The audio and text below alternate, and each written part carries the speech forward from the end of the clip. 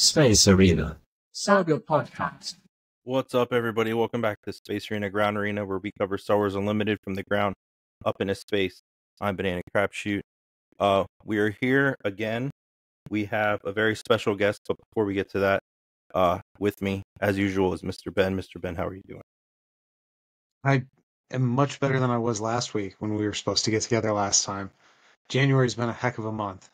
Yeah. Is your frostbite fully recovered? No, but pretty close. Most of the blisters have faded. I got very lucky with that, honestly. A little bit less lucky with the respiratory virus I picked up on that same trip. But all in all, I'm mostly back to fighting shape. You got some serious cron crud there, huh? Well, with us tonight is Xander from Fantasy Flight Games. So, Xander, thanks for joining us. And if you don't mind telling everybody what your role is at Fantasy Flight Games and how it relates to Star Wars Unlimited. Yeah, thanks for having me. So I am Xander Tabler. I am the Community Engagement Specialist for FFG. My role is working with the community and content creators like yourselves to support the game, all of our games, but specifically we're going to talk about Star Wars Unlimited today, obviously. And a lot of my role revolves around making sure that people have what they need to be playing the game and building community around it, and making sure that we're all coming together to not only be able to play the game, but talk about the game, and have this be a part of our lives like we all want it to be. Awesome. I know we have some questions for you, but before we jump into that, I just want to touch real quick on the Star Wars Unlimited Roadshow that's being run by Cascade Games. I got to host one of those demo days, so how that works is they send you 16 decks, 8 Vader, 8 Luke, to the Cascade rep. They go to a store. There's like an event kit sent to the store with a big cardboard cutout of like Vader, and then 16 promos. And then you run demos for like 2 hours, and then they do like a 16-person, like 3-round Swiss event. And the participants each get one promo, either Luke or Vader, depending however the store decides to divvy them out.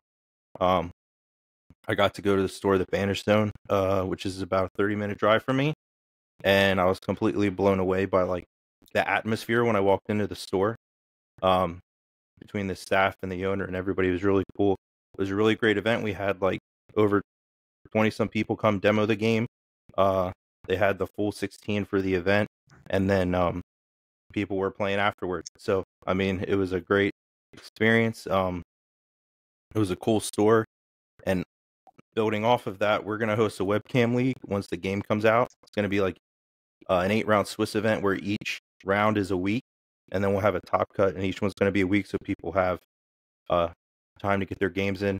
Mr. Ben hosted a bunch of webcam leagues for other games, like during the pandemic, so relying heavily on his expertise to get this off the ground. Predating pandemic, actually. Yeah, but the Banished Zone has offered to sponsor the Saga webcam league, and they're going to give us some prize support to give out to people, like packs and stuff. So that's very cool. So shout out to the Banished Zone. But yeah, just wanted to touch on the roadshow real quick. It was a really cool experience, and like you can feel like the enthusiasm. Like it's cool, you know. Like I'm sure, like at FFG, right? You hear it from like the ground up, but like seeing it out there was really cool. Yeah, it's been really cool seeing it at events, and just seeing everyone's excitement about the game, every single new card that comes out and is revealed, and what it makes everybody think this game is going to be about, and what they're going to be able to do with it, and their own interpretations of what it means and how it fits into Star Wars and things like that. It's really cool, and I have seen all the pictures from the road shows, and it's just blown me away, like people showing up and just like the enthusiasm, and I see it all the time in the online community, but to see it like physically in person is just like a whole other thing going on. And it's really cool to see, outside of when just FFG is there, how much the community is already like pushing for everybody to get together around this game without us even there, which is just, again, mind blowing and so exciting to be a month and some days out from release and just be seeing that still. Yeah, every day there's a countdown timer, you know, and every day it's like, hey. There's also on Discord, I don't know if you've seen the pre-release Porg. Every day, the pre-release Porg lets us know how many days to pre-release. So too many. That's really fun. I love Porg, so I am fully on board with the pre-release Porg announcing. Chewie likes Porg also. So. They're a little different, but yeah. All right, so I think we'll jump into the interview if that's cool with you. Absolutely, let's get into it. This is where the fun begins. What's your favorite character in Star Wars? So I have said in the past Obi-Wan Kenobi, and I stand by that. But I have gotten some shade thrown my way from family members who are like, "Wow, what a basic character to pick! Like, you couldn't throw any deep cuts in there for us." And I was cut my heart up a little bit there. I was like, "You're right. Maybe I should like pick some other ones." But I would say like my second favorite is not any more like of a deep cut. I love Plo Koon. Like, just genuinely think he's a really cool character. So I'd say those two are my favorites. Again, no deep cuts, unfortunately, for those that are looking for them from me. But just two solid Jedi masters that know what they're doing and care about the people they're with. What's your history as a card game player and like card games in general? Yeah, so as a card game player, I've been playing just games in general for years now. I specifically really enjoy trading card games, and that's something that I've found a passion in competing and collecting and building communities around that. It's been something that I have followed through many different games. I always say I've tried every TCG that's come out since I started playing, in some way, shape, or form, buying a couple decks, maybe some booster boxes and stuff, and trying them out just because I really enjoy the experience that comes with the like competition, as well as like the trading aspect of the game is something that I've always really loved. And so for trading card games, yeah, like I said, every card game you can think of that's come out since I started playing, I've at least dabbled in a little bit. And it brought so many great memories. I made friends around that, and I've really enjoyed what it's taught me about games in general and about communities, and what now I am getting to take into my job and like help use to guide what we're doing currently. How did you come to work for FFG? Like, how did that happen? Did you come from like I know some people that work at FFG like were big community members for FFG games previously, and then that led to like design opportunities or employment somehow. How did that work out for you? Yeah, so I was not working anything around games at the time. I was still playing a lot, helping run things at different stores and recruit people to different games that I was playing, doing learn to plays and stuff. But I happened to have some marketing experience, and there was an opening for an organized play and marketing coordinator at the time. And I was like, well, I do some organized play for stores and help with that type of stuff. And I've helped out with different things like that and have some marketing experience, despite working at higher education for a little bit before that. So it was like, yeah, let's throw my name in the ring. I know FFG. I loved all the games. Some of the very first games I played were like X-Wing and Destiny that I like really got into. So it was like, yeah, I'll throw my name in the ring, find out what I can do. Maybe if I get lucky, I'll move to Minnesota. And a month and some later, they were like, yeah, come on board and move up here. So I think 2 weeks after that, I packed my bags and moved all the way up here. So I was living in Ohio at the time, so not too far of a drive, but yeah, it was quite the journey, and it's been fun since then. Now no longer doing organized play in marketing coordination, but moving into the community engagement specialist position.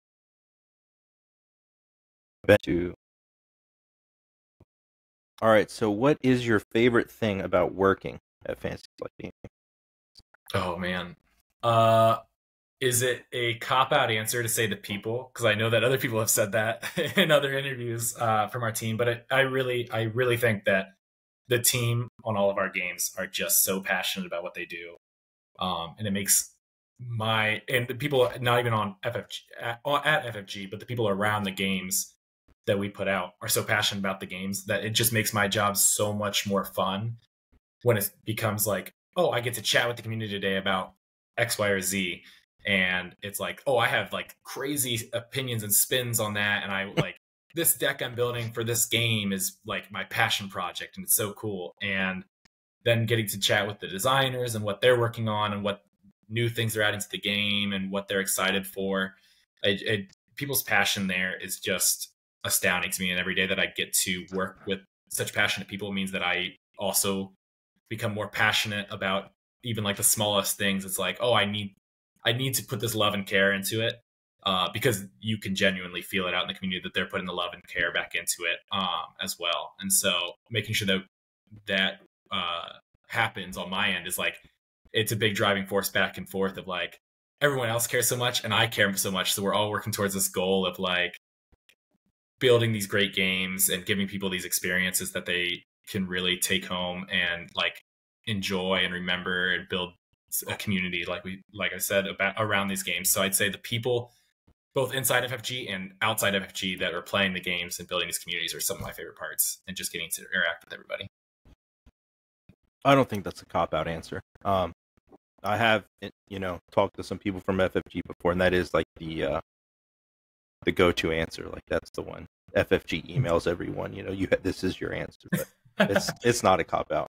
I can say that email would not come from me, but I think it says a lot that everybody feels that same way about like where we work, and that's something that I know that you don't find everywhere. Right. And so it's really cool to work with people that feel the exact same way, not only about the games but about each other and what we bring to the table, which is cool.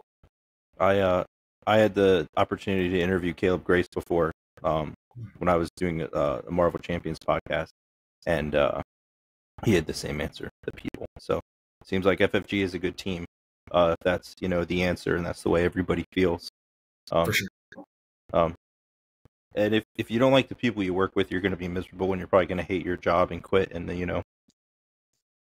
end up smoking and whatever. So yeah. That took a weird turn. Yeah, it's a slippery slope here. There, yeah. No, it's super cool getting to work with people, and yeah, Caleb's great. And yeah, it's really cool to have that much passion about what you do and the people that you work with. So it's unlike anywhere else, which is really cool. And again, you can tell by the way that everybody answers that they do feel that way. There's no way for them to come up with that answer themselves without feeling that. Well, talking about working at FFG as a whole, let's kind of zoom in on Star Wars. So working with Star Wars Unlimited, what are some things that are like maybe different than other projects that you had that you've worked on within the organization? For sure. I would say one of the biggest things around Star Wars Unlimited that makes it stand out for me or is different for me is that it's my first one where we are building the community and launching the game since I've taken this role. A lot of the other ones, the community is built. And so it's sustaining community. It's helping bring new people in. It's working with creators who are already in this space. And it's working with a community that knows what they're doing already. And they have this like great relationship with each other, and figuring out from my end what I can do to support them and support the community as a whole is kind of its own thing for a lot of these other games. Whereas Star Wars Unlimited, I'm jumping in here at the exact same time as everyone else, and we're just launching this game and it's not even out yet, and we're all figuring out what Star Wars Unlimited is and what that community looks like. And so it takes, I would say, a little more time and effort and research on my end to figure out who people are and help people make connections and help foster this community that we're building. And it just takes a little more time and effort on that side of things, which is super fun, especially because it is shaping that community from the ground up. Whereas now it's a little harder to do maybe for other games that have a built-in community. But I think it's it's very different vibe for me going into, I'm the new kid for some of these other games and titles that we have. And I have to learn all these things and learn the lingo for decks and how people play and what content people create and things like that. Whereas this one, I'm learning at the exact same time as other people are putting things out or talking about things and building things. And it's being part of that community from the ground up right now, which is very different for me. And it's very exciting. What do you think is like, in your mind, your vision for like the ideal Star Wars Unlimited community? Like is there like, you have a vision for that, like what that looks like? Yeah, I think the community so far has been great. So like I say it all the time that the community makes my life easy, which is great. Like everyone is super passionate about this game that they don't even have in their hands yet. and have only been able to play at some road shows and large conventions and things. But there's so much content being put out already about the game, and people are talking about it, and every day a new card drops, and there's 40 people talking about their hot takes on this card and getting into it. And so it's super fun to see that side of the community. And so my ideal community, I think, is very diverse in like viewpoints, as well as like how they approach this game. I think so far the community has done a great job of like, there's people that are focused hyper competitive. They're like, this card is going to shape the meta of this game. And there's people that are like, I just want to build this cool deck because these are my favorite characters. I want to put them together and I want to build this. And that's the type of gameplay I care about. And there's other people that care about the collecting side of things. And like, oh, I need to get all the hyperspace versions of all my favorite characters, and that'll make me happy. And they talk about that and how they're passionate about getting into collecting. And I think the community having a space for players to approach this game in the way that makes the most sense for them and in the way that they want to join is what I see like being my ideal version of this community. It's not just a hyper competitive community. It's not just a completely casual or completely collector community. It's kind of that C3OP idea that we talk about all the time, where there is space for everybody to engage in this hobby in however they'd like. I'm curious if given that you've had experience coming into communities that are already established, and now here you're having the opportunity to, I don't want to misquote you, but I think the word you used was shape the way this community grows. Are there specific goals that you have for, I mean, obviously we all want the community to be friendly and engaging and have a place for everybody, but given previous experiences, I don't want to call out anybody else saying, oh, this community did something wrong, but are there specific things that you've got in mind, like, oh, I want to steer away from that, or sort of error bars that you've got as far as your vision of where you'd like to see the community engagement go? I don't think there's any specific error bars that I would say, hey, this thing is completely off limits, besides like the things that you mentioned where we want to obviously be like, that is the like bubble that we were working within. If we're family friendly and like anyone feels welcome to jump into this community and however they want, everything like that, that's all like A+ for me. Like that's what we want. From there, shaping the community in other ways, I think trying to make sure that people are knowledgeable about things, and that's work on our side, is making sure that we are giving you all the information that you all need, as well as being able to direct people to the appropriate resources, and having those things is a big part of the community that I think like I want to make sure that we're shaping this into a space that new players come in and they are immediately like greeted, like welcome in, like you said, but also then given appropriate resources to figure out and catch up with whatever the thing is that's happening. I want to make sure people have those things at their fingertips in order to jump in and understand maybe like who creators are in the community, who the mods of a group are, so that they feel comfortable in this spot. Yes. And like, I want to make sure that people are given this chance to catch up on things, because I know some communities can get a little more insular and feel, okay, we all know each other because we've all been here for X number of months or years because of this. But I think definitely the guide bar for me is that I want to make sure that when a new player does show up, they are given the same grace and chance to learn things and talk about the game in whatever way that they like, that we all were when we first joined the community and joined these groups. And I think that's the most important part, is to be not only welcoming, but giving people the tools that they need to succeed in this community and feel like they are getting something out of this hobby that we're all jumping in with Star Wars Unlimited. What are some positive things so far that you've seen from like the online Star Wars Unlimited community? Yeah, I think everyone's been very, very understanding about things. Like when we announce things and explain things, I think people always have been going in right now with giving the benefit of the doubt about things and letting us as FFG like explain, hey, this is why something is the way it is, and this is why we're like doing this, and there's reasoning behind what we're doing. So I always bring up like the uniqueness rule in the game as an example of like, it's different from what we've done in the past, but instead of everyone being immediately like writing that off and being like, I hate it, sorry, we had like designers on stream come in and talk about why that was important for this game and what it does for this game and what avenues it opens up for us and things like that. And I think the community has been very accepting of that, and that people have latched onto this idea that like they may not agree with something right away, but there was at least this idea, there was an intent behind it.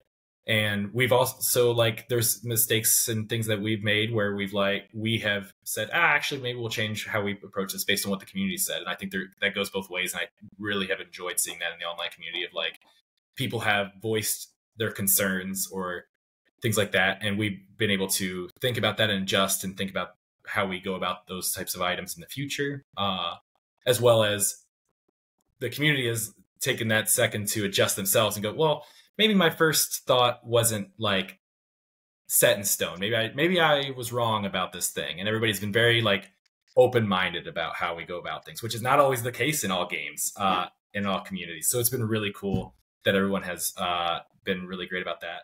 And I would say like the humor across the board is another thing that I've really enjoyed in the online community. Like people can, give each other grief about their hot take on a card the time a next card drops, and all of a sudden that first one looks way better now because it works well with something in the future, and everybody can be like, oh, remember when we were talking about that like a little while ago? That's so funny. And it just cracks me up that like there's camaraderie built around this idea that not everybody knows what's going on all the time as we're revealing new things and putting things out in the community, and we're all just going through this experience together. And so people can say what they want right now and change their minds later and come back to things, and it's been super fun to see that side of things. I have a few things bookmarked from like hot takes. I have some receipts. So you got some receipts where you're like, hey, I'm coming back. Sorry. Yeah. Oh yeah. There's some fun ones that I see in community groups, and they're like, this is my opinion of this card. And I was like, yeah, I really can't wait for like a month and a half from now when you see this next card and you're like, oh, I have completely misevaluated where this card stands. And that's the fun part about preview seasons, right? And getting like closer to a set, like, is figuring out what makes sense. And that was a very intentional design in our preview season. Like how we laid things out is we wanted you to be constantly going back and reevaluating stuff we've already shown you. It's not just I saw the thing and it's in my head, it's gone. I have judged this and it is deemed worthy, or it is deemed not worthy of my time, and it's gone. Like that's why there's leader drops.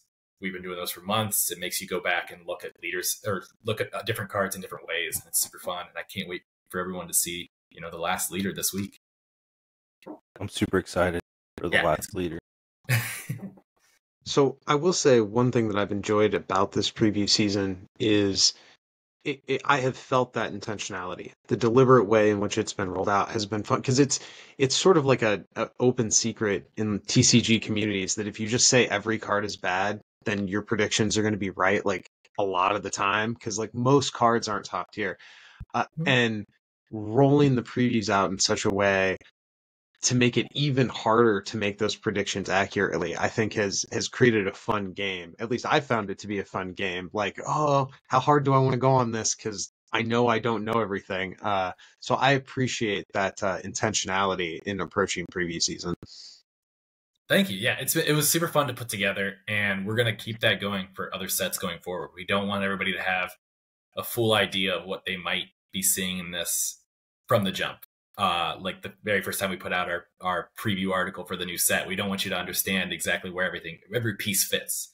And that's very intentional. We want you to have an idea and be able to go, oh, these are the lines that things are going to go down potentially. But we want to have there to be surprises. We want you to be constantly thinking about these cards in different ways as new things get released. And I think it is a fun puzzle to put together as you go. And then eventually when you see all the cards, you're like, this is how this set works. And you can put it together then, and then the cards are in your hand and it's time to start playing at that point. Can't wait. Yeah, same here. What are some things as a community that we should be mindful of or work on as we move forward, like as we get to launch? Like, are there things that you see that we as a community overall need to do better? I feel like this question might be a trap. Yeah. What do you try do you have Admiral Akbar on the soundbar there? No, I don't have Admiral Akbar, but that would have been great. As the I hate to say the owner because I help run the Facebook group and the Discord, right? So I help run them, but they're the communities, right? Like I don't feel like me or any of the mod team feels like we own anything. We're helping to help foster through these avenues, right? So as someone who is very invested in the growth of the community from the community side, I want to know if there's something we can be doing better, right? So that's why I'm asking this question. Yeah. I'm happy to answer it if you're also happy to answer it. I would love to hear what you think as well. But I can go first since you asked me first, so we can Okay. Yeah. So what doing better? I don't think this is a problem yet by any means. I think people have been doing really well. I think some of the community groups that you're a part of have done a really good job of like marking out new players. So that way people can like help them out and things like that. But I think there's a lot of like almost like inside jokes that need a little explaining, or like some people, ribbing each other a little bit because they know each other, and it might be a little like, oh, what are they saying to a new player? And I think making sure that we're mindful of like, hey, we are doing this because we know each other and we're joking because we've been in here for months chatting about this is something that I think is always important, because it took me a little bit to be like, oh wow, are these people like actually fighting in the Discord or something? And it's like, oh no, they like know each other personally or have messaged multiple times about this game and played at an event together or something.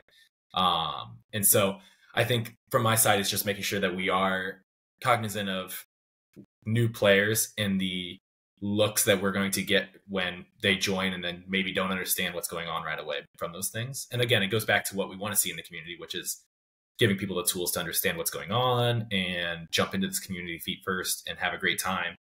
And it's just making sure that we are aware of that and how we interact with each other, and are clear about like, hey, we're not going to be mean to you if you ask a question. We're giving this guy a bunch of crap because we know him and things like that. And we right. joke back and forth and make sure people know, hey, like we're here for you as a new player to ask questions and jump in and like hear your hot take. We're ready for it. But this is going to be we're going to build camaraderie as a group here. Yeah, I think the new player experience is something everyone needs to be cognizant of.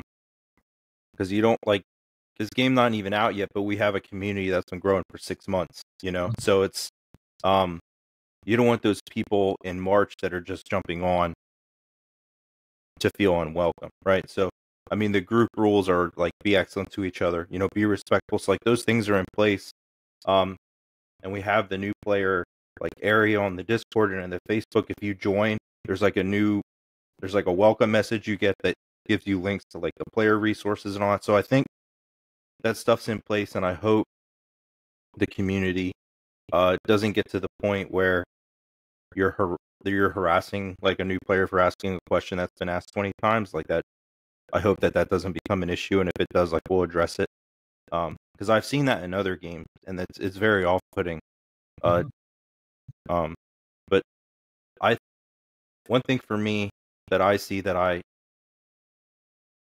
hope we can continue to improve on is we have to remind ourselves that the online community is a very small vocal part of the community, right? Like, not everyone's on Discord, not everyone's on Facebook.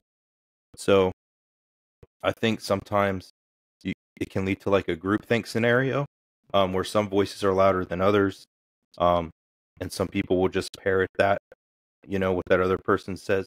So I want people to have their own voice, right, and don't just say what this other person said because they think that person is good or whatever. I don't know how to articulate that correctly, but no, I completely get you. Yeah. I mean, that's not really a community problem. That's a people problem. Like, yeah, but it comes up as a community, right? It'll be like, it'll come up if it becomes. I think one thing that the big ticket items, the be cool to each other, the treat people with respect, that, hey, if somebody's new and they're asking a question, don't scream at them, read the card, that kind of stuff. That's sort of the easy stuff. The things where I think a community can maybe run into some issues where it's not quite as obvious is how quickly inside jokes and lingo and these things build up that can seem impenetrable to a new person. And nobody wants to be the guy who's like, hey, everybody thinks this is funny, but I don't get it.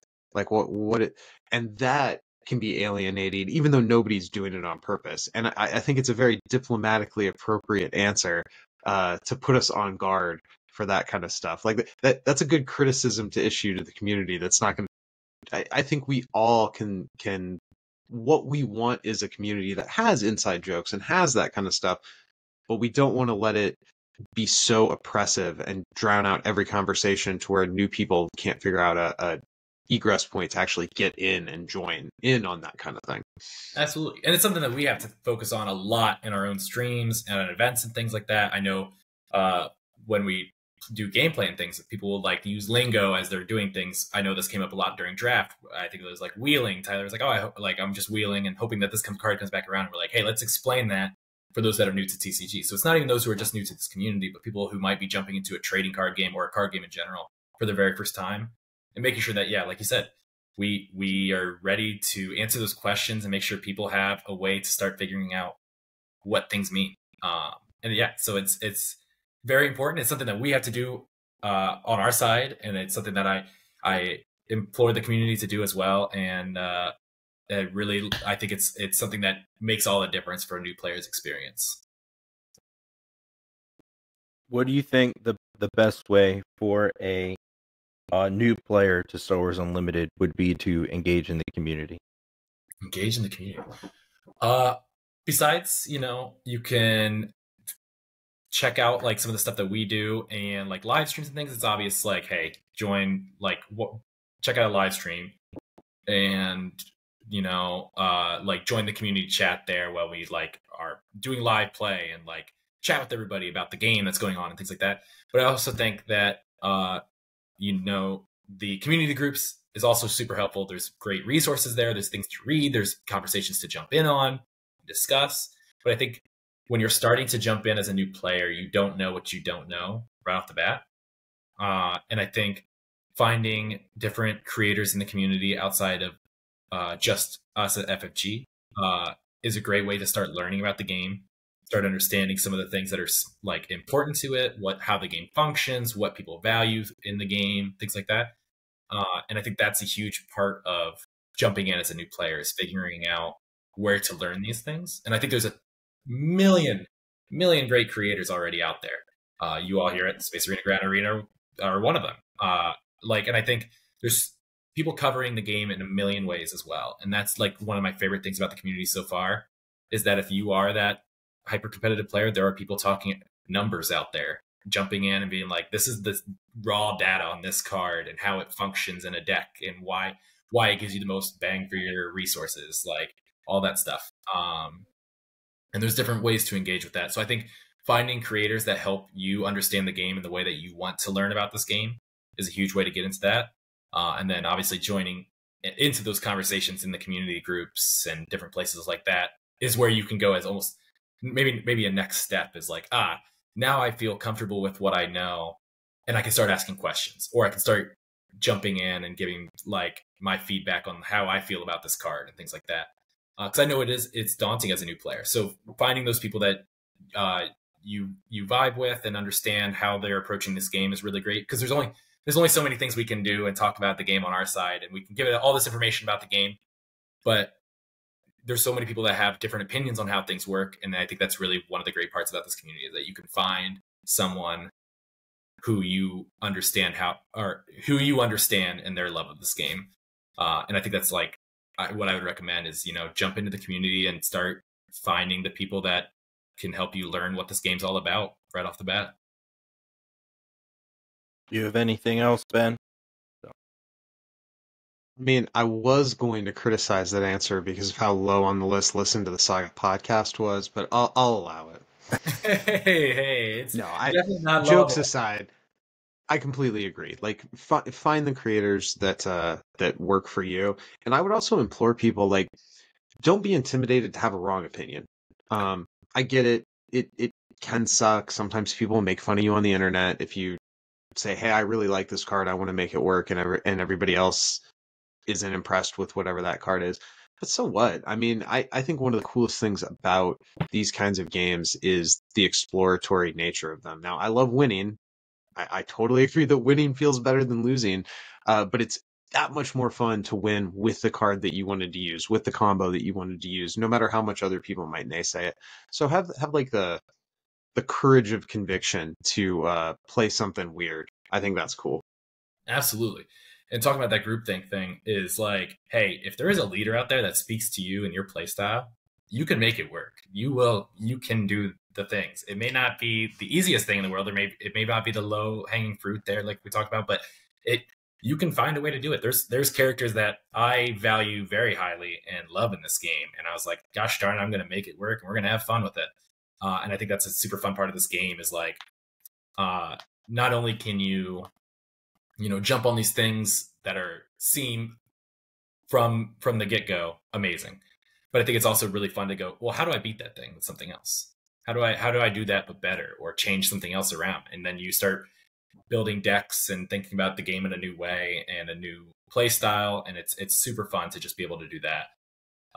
And again, there's 18 leaders in set 1, so go crazy. Build a deck for each one of them. Take them to your locals and your weekly play and try them out. See what works, see what doesn't. Make mistakes, like you said, and really just have fun with it, because that's what the game is for. I do have another question I just thought of. Yeah. So this is about the draft stream. Oh yeah. How was that feeling? Like cracking like those like actual packs for the first time, right? And like, did you sniff it? Like, did you get the new pack smell?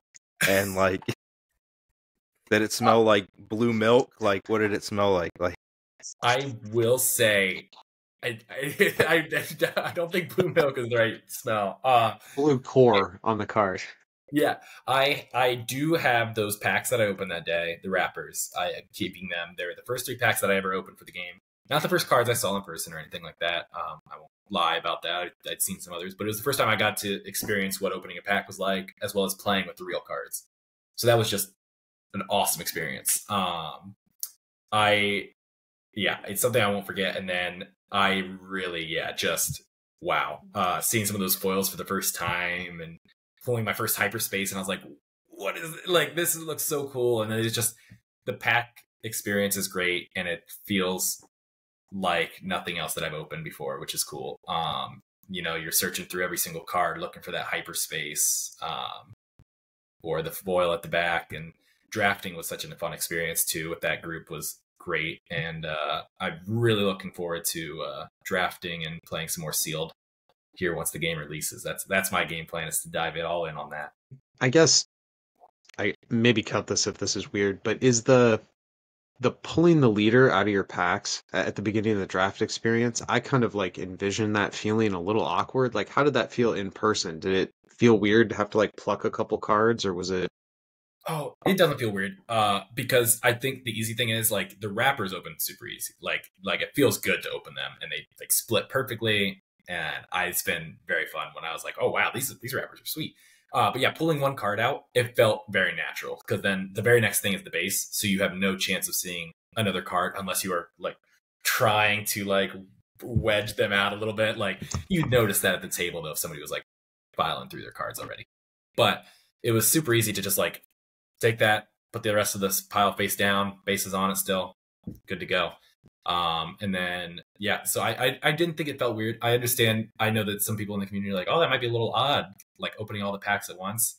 But it's also being able to draft your leader is so much more fun that it offsets maybe any of those feelings that you might have about opening 3 packs, taking a card out of each, and then drafting all the rest of them. It's just the fact that you draft your leaders right off the bat is like one of my favorite parts of the experience, because it just is like, wow, I have some agency in how I'm building this deck, but not so much that I'm like just bringing my favorite leader every week. So it's really cool in that regard. I wanted to ask something about Max Revo, but I couldn't find a way to shoehorn it in there. So Max Revo, oh man, I failed Max Revo, I guess. Someday. I kept trying to find a way to like get him in there, but all right. I asked Tyler and the rest of the design team as well, but specifically Tyler, I've talked to a million times that Max Revo someday needs to be in there. And I don't care what I have to do to fit him in a deck that I'm playing, but he will be in every single deck. I'll pay any penalty aspect penalty that I have to. He's going in the deck. It doesn't matter. I'll figure it out. Okay, a fellow Max Rebo appreciator. All right, you got some deep cuts in you after all, man. Here we go. I absolutely am the biggest Max Rebo appreciator. I have mentioned him in many podcasts that I've jumped in on, and I've mentioned him on our live streams, and someday I'll get to show that card off in person, and it's going to be the highlight of my time at FFG, probably. I think the easy answer is you design a set around the musicians of Star Wars. Right? There you go. Now we're Tyler, Danny, Jay-Z, when you watch this, maybe not a set, but the musician traded, you can build off that. We need an action card that has the CGI singer's lips like spluttering the spit out from that one like remake scene. Oh, from the special edition. Yeah. We need musicians, and Max Rebo has got to be there. We do have listener questions. Great. Okay. Jack from Golden Dice asked, "What's been the most successful strategy for getting stores or communities on board with Star Wars Unlimited?" I think providing them with some of the information that we put out on some of our streams and articles and things like that is one way that we've seen people get more involved, and stores as well. But I think we're coming at this recognizing mistakes that have been made in the past. That's a big part of this. But we're also working to make sure that this is a game that is built around making sure that players are having the ideal experience with a trading card game, whether, again, you're a collector, competitor, or casual player. And I think we talk in detail in a lot of our articles and a lot of our streams about what we are doing on our side to make sure that we are supporting this game to the best of our abilities and in the way that you as players and stores want to see that. And so I think pointing them to some of those aspects is a great way to help get people involved. I think having them reach out to their local representative from Asmodee and getting them to chat with them more about what we can offer for organized play. But also, again, if they're a store, letting them read some of our articles about organized play and how we're setting up that structure to support them at the store level and then players as well. And if they're a player that are, even if they're new to TCGs, we want to make sure that we point them to things where we're breaking down the bare bones of this. But then if they're maybe a little more advanced, sending them to some of our stuff about like drafting and what we're doing to make sure that Constructed is super fun and interesting for players and things like that.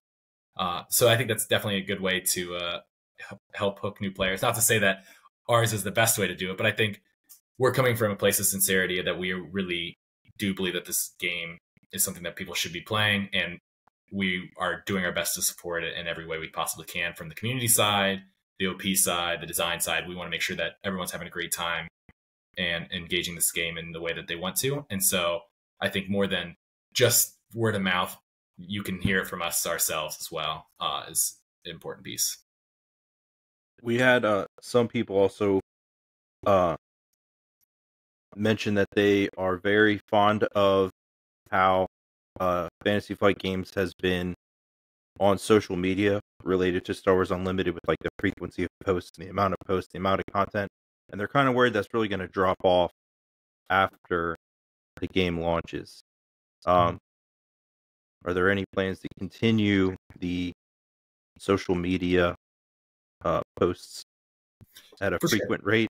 Yeah, we want to be talking with the community about different things. So there's definitely, we do have plans to post regularly, and live streams are not going to slow down. We're going to become more regular. We have some really fun things coming up for those that I'm excited. Some new segments and things like that that I think will get the community involved and will be really exciting, something to look forward to when it comes to our live streams on that side of things as well. So we are not going to release this game and then just disappear. That's not our plan. We really want to be there, engaging with the community, talking about the game, helping people see it helping new players get into it. So that'll be part of this, where it won't be just geared towards those veteran players that, I say veteran players, the game's not even out yet, but those players that have been with us since May. Yeah. And so we will be mixing up the content more and more, I will say, after release. So there will be things geared towards those new players. There'll be things geared towards those people who've been with us since the beginning. And I think it's going to be a really fun journey between sets as well. And if you thought, like preview season was packed and very fun this time, imagine doing it in a lot less time between each set. So it's going to be fun. Very cool. I've said on the show a number of times that I think FFG as a whole has been making like all the right mouth sounds, and what we want to see is follow through. And so far, I mean, I realize the game's not out yet, but so far, I'm very optimistic about the future. I like that you guys recognize that there have been historic mistakes, that lessons have been learned from. I mean, again, that's the kind of sounds we want to be hearing. So I'm very excited for the launch, and I really like the head-on way that community reaction, knowing how some people feel about the history of the game. I really like how you guys have engaged with all of that all the way around. So keep it up. Thank you. I appreciate it. It's been fun. And seeing, people as they recognize that this is not the same. We're not making those same mistakes from the past, and that we're like, I know people make the meme of the new FFG and things like that all the time.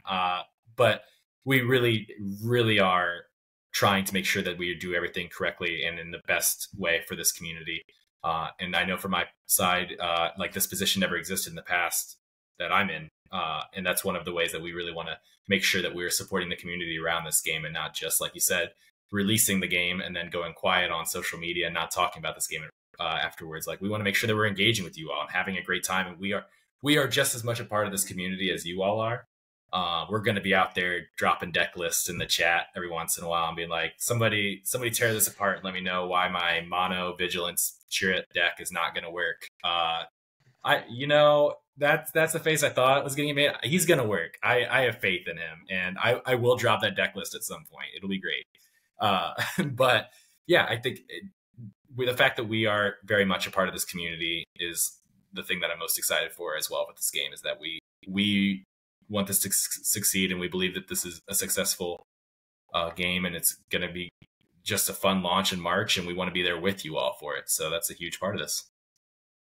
I love it, and it's not even out yet. So yeah, we're having so much fun. It's gonna be great. March is right around the corner. I can't wait to start going to events this next year, and I'll bring my own deck so you can beat that mono vigilance chariot deck and some of the others that I try out. But we're gonna have a lot of fun, and I really can't wait to see the community's reactions to this as well. Don't let Jeremy play the community, right? Jeremy will. If you want to challenge anybody in the community, you see him at an event and you get the chance to play him, he'll play the game in ways you never thought were possible, is what I'll say. It's astounding. I've heard the stories from like Star Wars Destiny days, when you would go to events and if you beat the designer, you got a promo, and everybody would, avoid Jeremy because they weren't getting the promo. I would believe it. I personally would be like, there's not a chance I'm sitting down over there. Why am I spending my time? No, Jeremy is a great player, and you learn a lot from playing him, is what I'll say. I in playtest and stuff, I've sat down across the room and I'm like, I know I'm not going to win, but I'm probably going to learn a lot about this game and what I've done wrong. So that's always fun. So don't be scared of Jeremy at events. Go play him, challenge him to a game. It's super fun. He's a great guy. But yeah, hopefully we do more things like that in the future, and show, like you said, it's not just the mouth service that we're saying, like, we want to do these things. We're going to go out there and we're going to be a part of the community with you all. So we look forward to that.